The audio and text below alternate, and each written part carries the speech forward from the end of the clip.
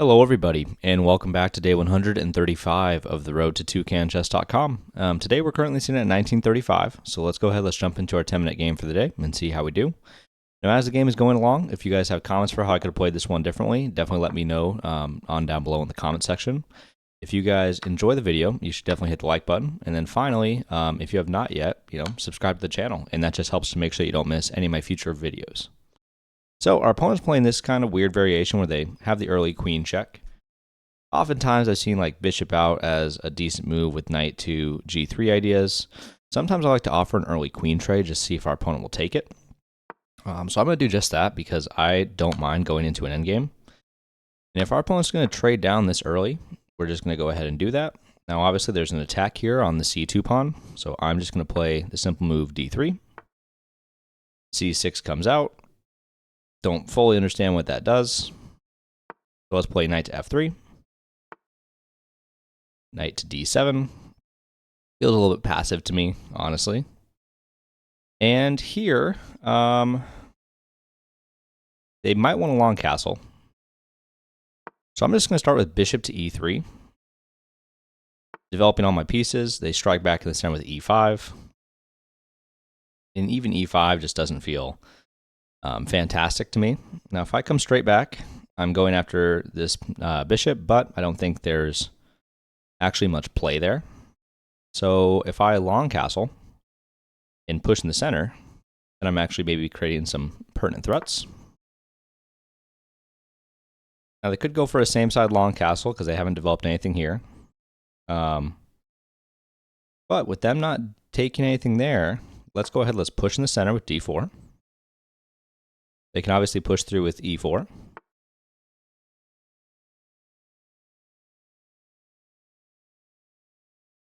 And now here, I think I just want to play my knight to the center.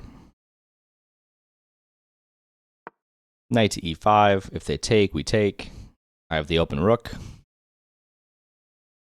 My bishops are going to come alive pretty quick. And this feels a little bit, once again, passive to me. I can't play my bishop to c4. I could, however, play the move g4 here.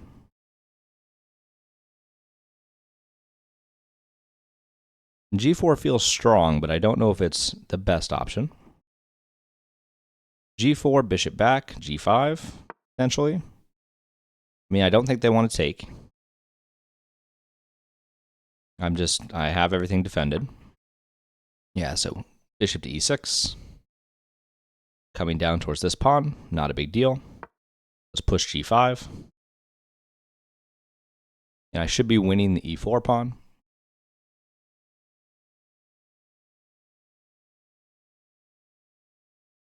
Now, of note, when they play knight to d5, if they play knight to d5 and I take, they have some threats of a discovered attack on a2. But I think in general, having all my pieces coming alive like this should provide me some advantage. So, knight f to d5. Goes after my bishop. Do I care? Maybe a little bit, but it kind of solidifies my center. The pawn isn't the easiest to push. Then this will hang at the end of the line, but I can trap it with the move b3. If I do play b3, though, my king's almost getting mated.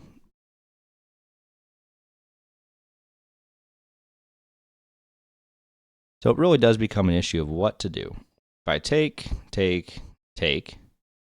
bishop takes.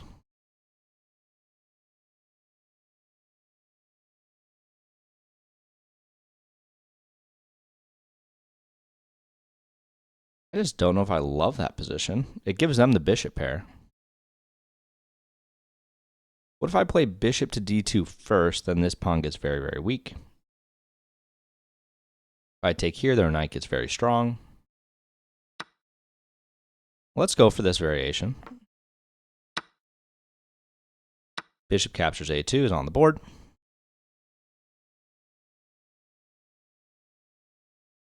And now if I play the move d5, d5 is pretty well defended. So once again, this doesn't quite work. I think here I actually really like the move rook h to f1, going after this pawn. There's no good way to defend it that I can see. I mean, obviously the bishop can come back.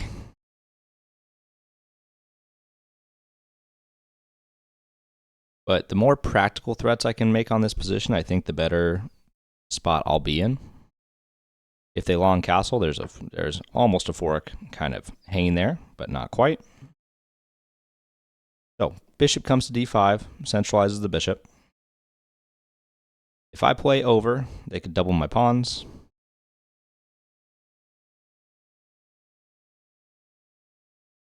The check doesn't work because the bishop comes in.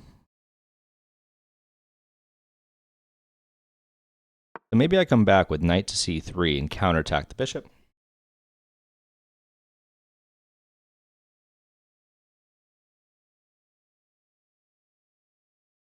And then here, if I play e4 and d5,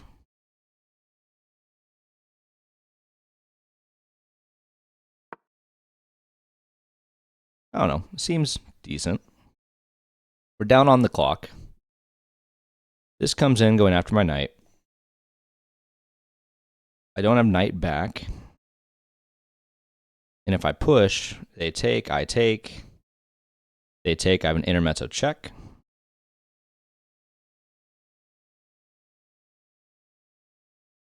I could also come straight back and then try and come back into the position. That would hang this pawn.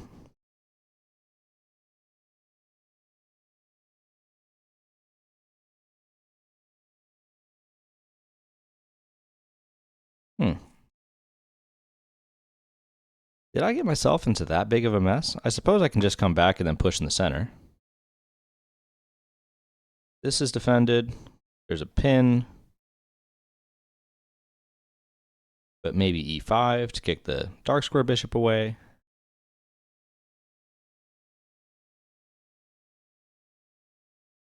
I don't know. Very weird position we've entered into. So, bishop h3, going after my rook. I don't think that's a huge deal. Should just be able to play rook to g1 without too much issue. And we see long castles. Fair enough. So there's a fork here if I could get there. I just don't see any way to do that. If I push e5, I at least block the dark square bishop out. It could come to b4. And then I have a new home here on e4.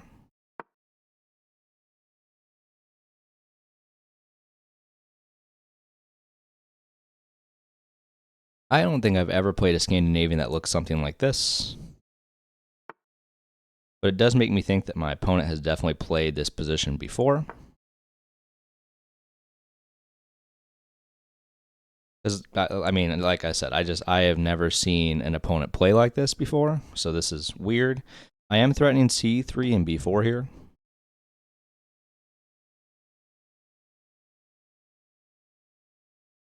Be a good idea to trap the dark square bishop. Bishop would have to come back.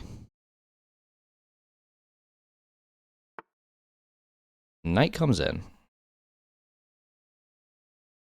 Knight doesn't have any, like, fantastic squares. So what if I just push with c3 first? This no longer traps the bishop, but I do have this check.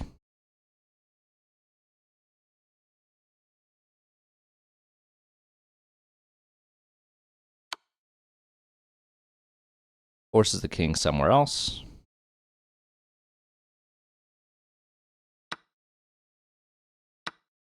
And they sacrifice to probably try and pick up this pawn at the end of the line.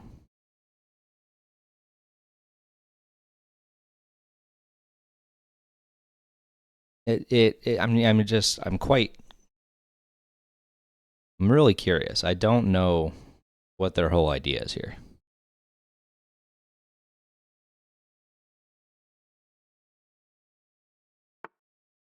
So the king comes in, coming after this pawn. If I check and they take, then I have this fork.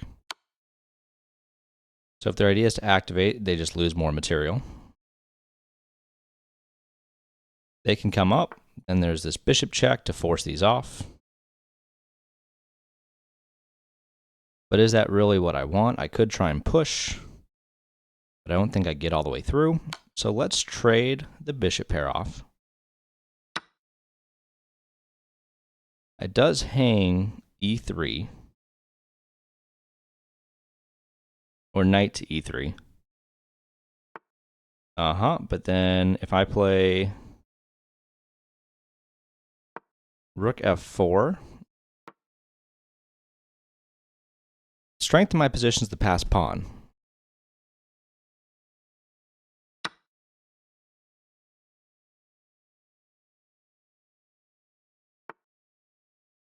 So they push. If I push now, it doesn't work. So let's capture on f6.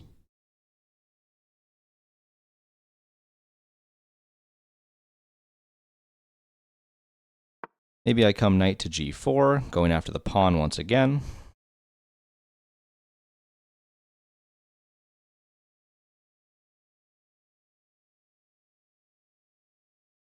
And now here, if I just start walking my king,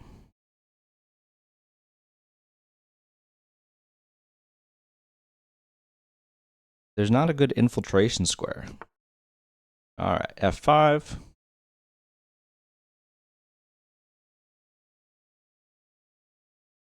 Could come back.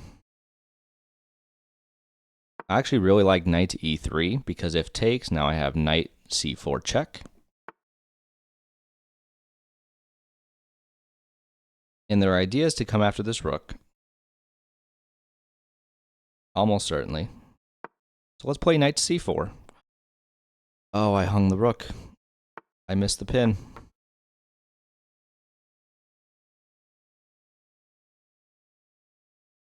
And I think they're seeing they have time. So they're in no rush to take this piece. There's just not a great way for them to actually get back and defend it in time.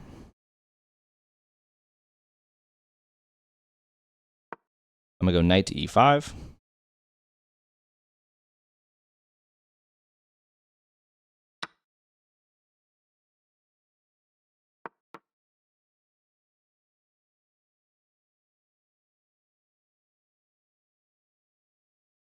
And all of a sudden, I find myself down the exchange.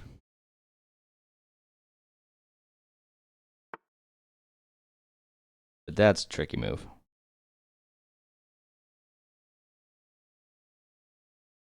If I go check, they come here. That doesn't quite work. So maybe I just come straight back, knight to d3. They can push. They're seeing that I can't actually move the rook without giving it up. And now here,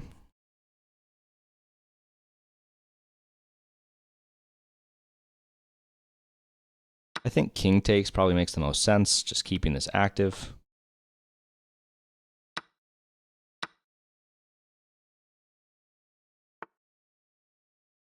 So king comes in.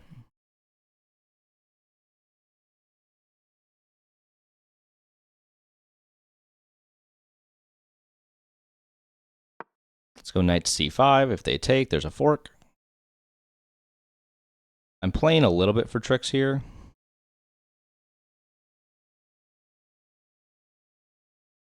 But I don't really have much of another option. Let's play h4. And now they start coming in.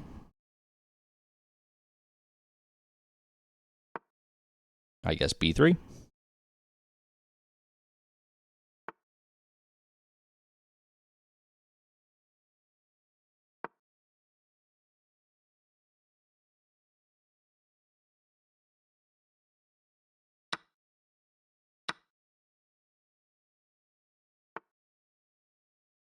Alrighty. So I don't have to do anything yet. If I come back,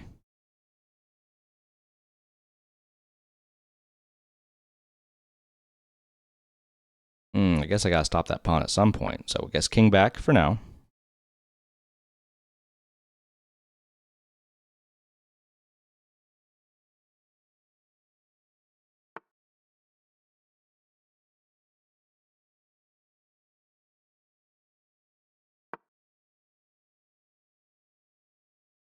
Man, this is so disappointing. I can't believe I did this to myself.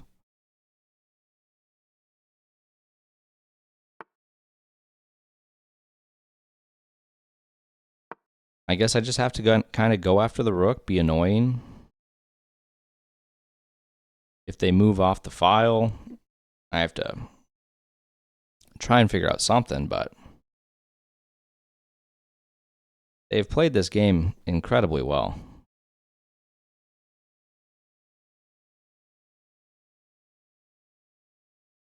So this gives me some motivation. I'm gonna look at the Sicilian, like the Scandinavian, like that. It's such a, and this is me being a little salty. It's such a stupid way to play, and it still pays off for these players. So what are you gonna do? They go after my rook once again, or go after my knight. So we'll come here. There's a check. I'll win the pawn.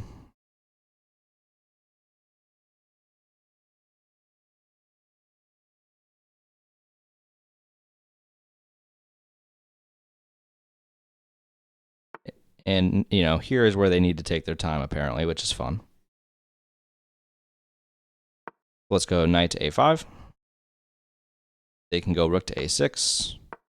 Knight c4.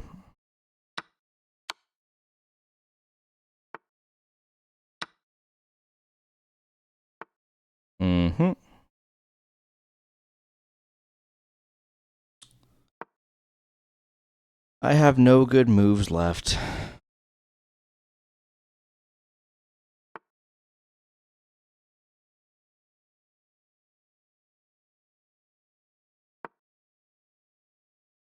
Here comes the queen.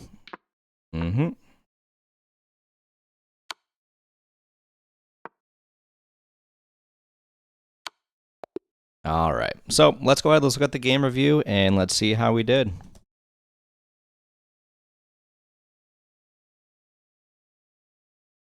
So on today's date, our opponent played with an 89% and we played with an 81.3.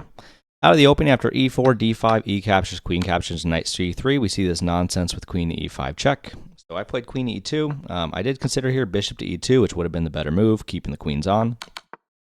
But instead, after queen e2, queen takes, bishop e5, and d3, which I guess is already wrong.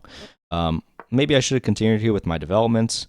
I also, maybe bishop to d3 is a move somewhere here, but I thought just protecting this pawn is the most sensible. Apparently that's not the case, and it actually wants us to play the move knight to d5 just immediately going after the fork. Instead, in the game, d3, c6, knight f3, knight d5, bishop e3, e5, long castles, knight g5, and d4.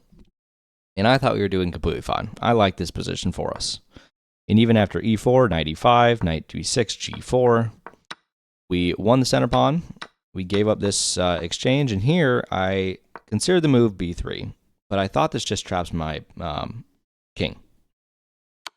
I suppose if I would have paused and calculated, I would have seen that after bishop to a3 and king to d2. I'm really doing fine.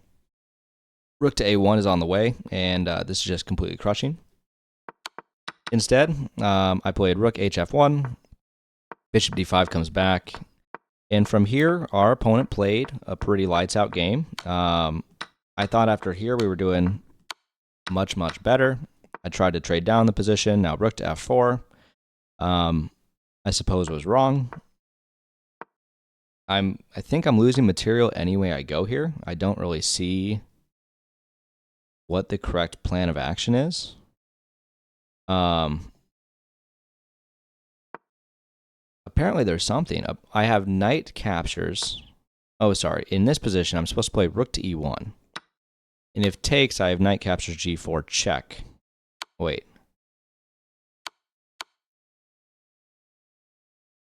Oh, knight to g6 check, baking up the rook in the corner. Okay. So I didn't find that. This honestly was not a great game by me. In here, after bishop to d8, I just kind of missed the idea. I probably should have played rook to h4 doesn't work. Maybe move like rook to f1 to come back. Apparently the only move to actually hold advantage here is the move h4, which stops the bishop from coming in, and the bishop is the pawn's defended by the rook. But from here, my opponent being up in exchange just very calmly won the position. I mean, I had no moves. I was in Zugzwang for the last 15 moves, and we lost. So on that note, if you guys enjoy the videos, you can also come find me over on twitch.tv/TristanBrown17, where I also stream chess and gaming content. And on that note, I will see you guys on the next episode.